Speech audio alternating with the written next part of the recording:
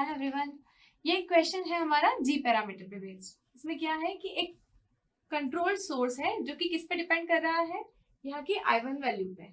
ठीक है, इसके लिए हमको जी पैरामीटर्स फाइंड आउट करने हैं। जी पैरामीटर्स की स्टैंडर्ड इक्वेशंस क्या होती है वो हमने एक जगह पे देख ली। कभी भी आपको कोई पैरामीटर्स फाइंड आउट करने हैं तो सबसे पहले आप साइड में उसकी स्टैंडर्ड इक्वेशंस लिख लें, ताकि जब भी हम प्रोसीड करते हैं तो जिस पॉइंट पे आके हमको लगता है कि ये स्टैंडर्ड इक्वेशन से मैच करते हैं, आप वहीं पे उसको उस पर्टिकुलर पार्ट को रोक दें, फिर नेक्स्ट कैलकुलेशन करें। ठीक है, तो ये इसकी स्टैंडर्ड इक्वेशंस है। इसके लिए हम क्या करते हैं, जी पैरामीटर्स में एक पोर्ट को शॉर्ट सर्किट और दूसरे पोर्ट को ओपन सर्किट। तो हम ये देख रहे हैं कि पोर्ट 2 को हम क्या करने वाले हैं, ओपन सर्किट।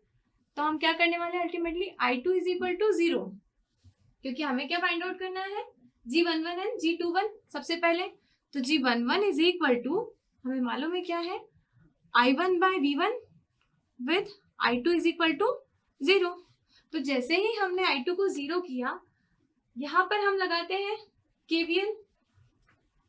क्या मिलेगा यहाँ पे हमें, इस पोर्ट पे KVL लगाएंगे तो V2 है हमारा, I2 0 किया है हमने, तो V2 यहाँ का कितना होगा वोल्टेज, माइनस 5I1 इंटू 1, ये यहाँ से फ्लो होने वाला करंट होगा 5I1, ये प्लस और ये माइनस। ठीक, यहाँ आते हैं माइनस 1 इंटू, यहां से फ्लो होने वाला करंट कौन सा है, I1 शुड इक्वल टू 0, या V2 is equal to 6I1। Simple, एक रिलेशन हमें ये मिला। नेक्स्ट पार्ट में हम क्या देखते हैं, यहाँ पे हम क्या लगाते हैं, यहाँ पर फ्लो होने वाला करंट कितना होगा, चूंकि हमने पोर्ट 2 को ओपन सर्किट किया है, इसका मतलब यहाँ पे फ्लो कितना करंट हो रहा है, सिर्फ I1 फ्लो हो रहा है। तो यहाँ पर भी हम देख लेते हैं V1 इज इक्वल टू क्या होगा, I1 plus I1, 1 into I1 plus 1 into I1, which is equal to V1 is equal to 2I1। या फिर हम बोल सकते हैं G11 हमारा क्या था, I1 by V1, तो I1 by V1 यहां से मिलेगा हमको, G11 is equal to I1 by V1 which is equal to 1 by 2 with I2 is equal to 0। ये आपका फर्स्ट निकल के आया। G21 इज इक्वल टू क्या होता था हमारा, G21 is equal to V2 by V1, V2 by V1 with I2 is equal to 0। V2 और V1 में हमको रिलेशन मिल चुका है, तो हम यहाँ पे सब्स्टिट्यूट कर देंगे, या तो यहाँ पर हम I1 की वैल्यू को यहाँ पे सब्स्टिट्यूट करते हैं। यदि हम इस इक्वेशन में, इसे हमने कहा इक्वेशन 1, इसे कहा इक्वेशन 2, और ये तो हमारा रिलेशन है। ठीक है, तो इक्वेशन 2 की वैल्यू को यदि हम इक्वेशन 1 में रखते हैं तो यहाँ से हमको क्या वैल्यू मिलेगी, V2 is equal to 6 into I1 की वैल्यू क्या है, V1 by 2, V1 by 2, तो it will equal to 3V1, या फिर हमें क्या रेशियो निकालना है, V2 by V1, तो V2 by V1 will be equal to 3। ये आपका आ जाता है G21। दो रिलेशंस आपको मिल चुके हैं। नेक्स्ट हम क्या करने वाले हैं, अब हम करेंगे पोर्ट 1 को शॉर्ट सर्किट। पोर्ट 1 को यदि हम शॉर्ट सर्किट करते हैं तो हमें क्या मिलता है, पोर्ट 1 को शॉर्ट सर्किट करते हैं, इसका मतलब हम V1 को 0 करते हैं। V1 को 0 करेंगे तो हमें क्या मिलेगा, G12 is equal to I1 by I2 with V1 is equal to 0, और दूसरा क्या मिलेगा, G22 which is equal to V2 by I2 with V1 is equal to 0। ठीक है, हमें ये दोनों फाइंड आउट करना है। अब हम क्या करेंगे, जैसे ही हमने इसको शॉर्ट किया तो यहाँ तो अब कोई सोर्स रहा नहीं। ठीक है, यहाँ से फ्लो होने वाला करंट, इसको मैं बोल देती हूँ ये एक V डैश है। यहाँ का इस नोड का वोल्टेज क्या है, V2 है, इस नोड का वोल्टेज क्या है, V डैश है। यहाँ से फ्लो होने वाला करंट क्या होगा, अब यहाँ से कुछ करंट एक्स्ट्रा निकल के आ रहा है क्या, नहीं, यहाँ से फ्लो होने वाला करंट क्या होगा, तो I2 plus 5I1 should equal to V2 minus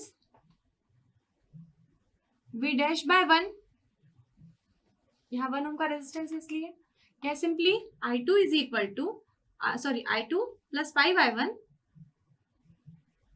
is equal to V2 minus V dash. ये हमारी हो जाती है इक्वेशन नंबर 3।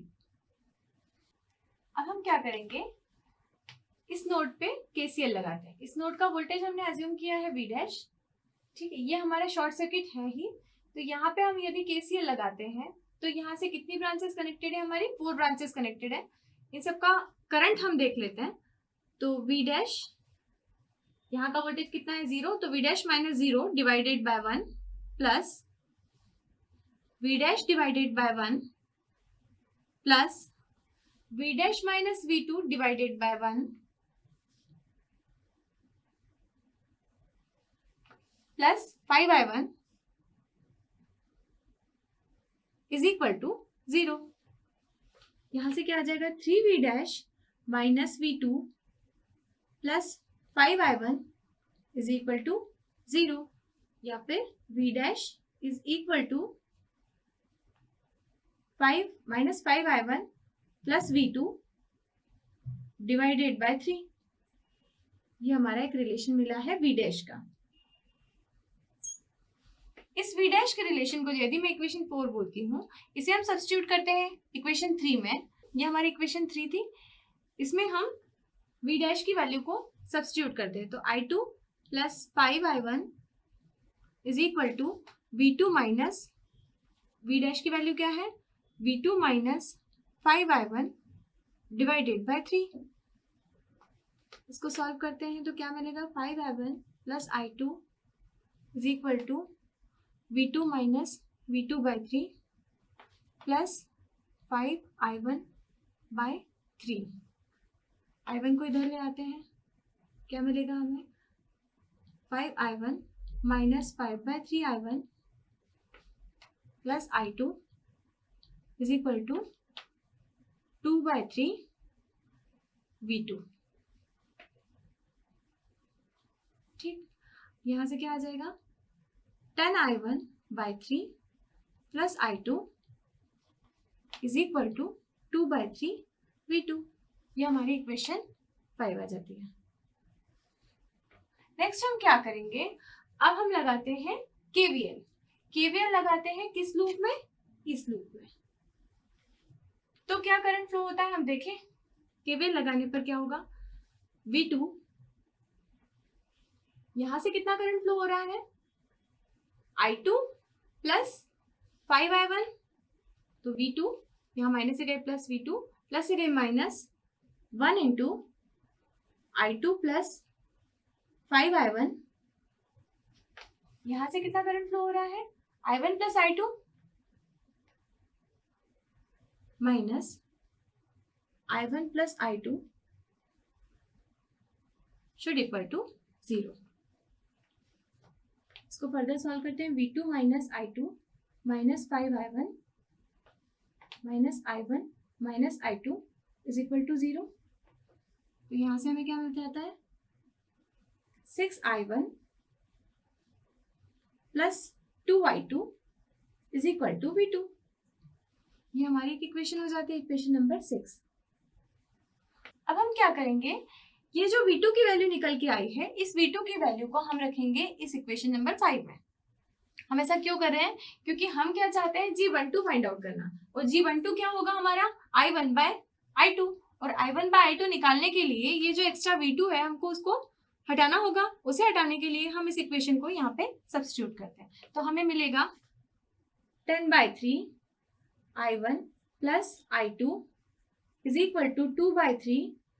V2 की जगह हम क्या लिख देंगे, 6I1 प्लस 2I2। ठीक है, तो यहां तक आ गया है। इसके आगे हम फर्दर सॉल्व करते हैं। 10/3 I1 की टर्म्स को एक तरफ ले जाते हैं, minus 4I1 is equal to 4/3 I2 minus I2, जो क्या हो जाएगा, minus 2/3 I1 is equal to minus plus 1/3 I2। यहां से हमें क्या रिलेशन मिल जाएगा, हमें क्या फाइंड आउट करना है, G12 क्या था, I1 बाय I2। तो I1 by I2 with V10 is equal to G12 is equal to I1 by I2 करेंगे तो क्या हो जाएगा, माइनस ऑफ 1/2। यूनिट लेस है ये, इसलिए इसकी कोई यूनिट नहीं है, तो G12 is equal to minus 1/2। दूसरा, अब हमें क्या पता है, एक इक्वेशन हमारे पास ये आई थी 6I1 plus 2I2 is equal to V2, ठीक। और हमें क्या चाहिए, यहाँ से ये I1 जो है ये एक्स्ट्रा आ रहा है, क्यों, क्योंकि हमें निकालना है G22, और G22 हमें किससे चाहिए, V2 और I2 के बीच में रिलेशन चाहिए। तो हमें पता है कि I1 is equal to minus of I2/2, इस रिलेशन से I1 is equal to minus I2/2, हम यहाँ सब्स्टिट्यूट कर देंगे 6 into minus I2/2 plus 2I2 is equal to V2, या फिर ये हमारे पास क्या आ जाएगा, minus 3I2 plus 2I2 is equal to V2 minus I2 is equal to V2, ठीक। और हमें रेशो क्या निकालना है हमारा, G22 इज इक्वल टू क्या है, V2 by I2 with V1 is equal to 0, तो V2 by I2 is equal to -1। तो यहां से हमारा G मैट्रिक्स क्या बन के आ रहा है, G is equal to G11 हमारा कितना आया था, 1/2। सबसे पहले हमने फाइंड आउट किया था ना G11 और G21, तो G11 हमारा आया था 1/2, G21 इज इक्वल टू क्या आया था 3, G12 इज इक्वल टू क्या आया है, अभी हमने फाइंड आउट किया G12 करंट रेशो हमारा क्या आया है, -1/2, और नेक्स्ट हमारा आ गया है G22 जो कि आया है, ठीक था, सिंपल था। आपने जब भी जी पैरामीटर सॉल्व करने हैं तो एक पोर्ट को हमें ओपन सर्किट करना है, कौन सा पोर्ट, पोर्ट 2 को हमें करना है ओपन सर्किट, एंड पोर्ट 1 को हमने करना है शॉर्ट सर्किट। 1 बाय 1 करेंगे, पहले इसको ओपन सर्किट करके कुछ वैल्यूज निकाल लेंगे, कौन सी रहेंगी, G11 एंड G21, फिर इसको शॉर्ट सर्किट करके KVL KCL जो भी लगाना है वो लगा के हम ये वैल्यूज को फाइंड आउट कर लेंगे। अब हमें देखना है सिमेट्रिकल है या नहीं, तो सिमेट्रिकल है या नहीं वो चेक करने के लिए हम क्या करते हैं, G11 G22 minus G12 G21 which is equal to 1 आना चाहिए। तो हम देखते हैं क्या हमारे केस में ऐसा आ रहा है, G11 इज इक्वल टू क्या है, half, G22 is equal to क्या है, -1 minus plus 12 is equal to क्या है, हाफ, 21 इज इक्वल टू क्या है, 3, which is equal to -1/2 plus 3/2 is equal to +1।